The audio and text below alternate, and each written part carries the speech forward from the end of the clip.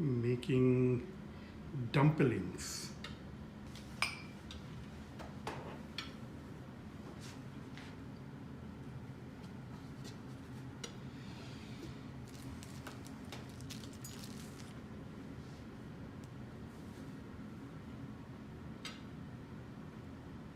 Might need more water dishes.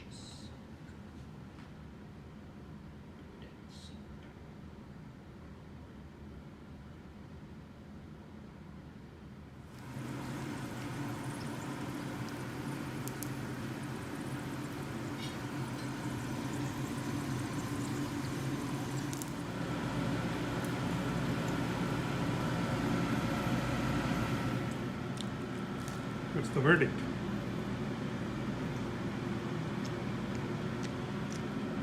It's pretty good.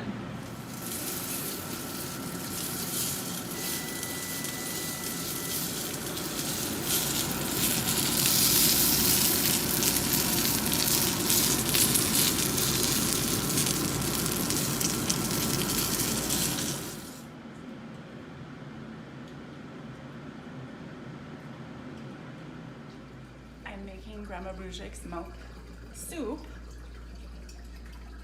and actually has tomatoes in it.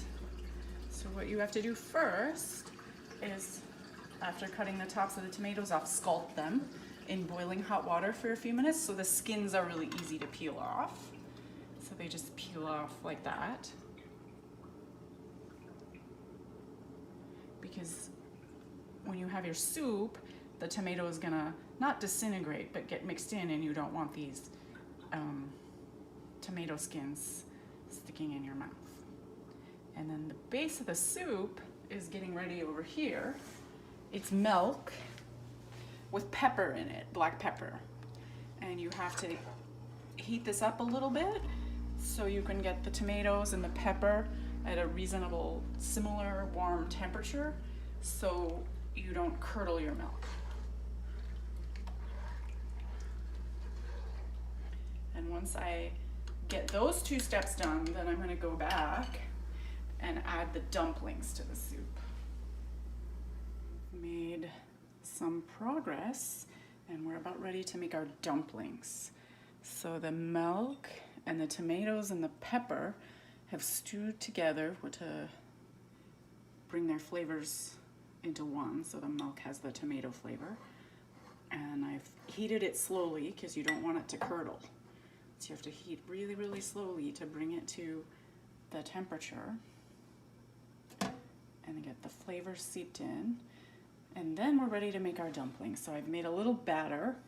It's just flour, salt, and egg. And of course, this is from Grandma Brujek's kitchen, so there is no recipe.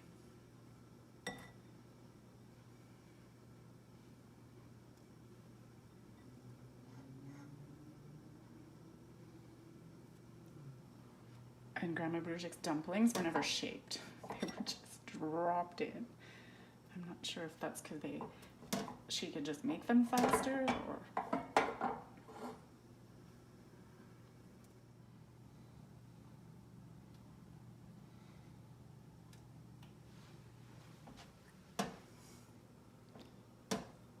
Grandma Brujek, of course, would have used the tomatoes from the farm, and she would have canned them in the summer to have them available in the winter as well to make this dish.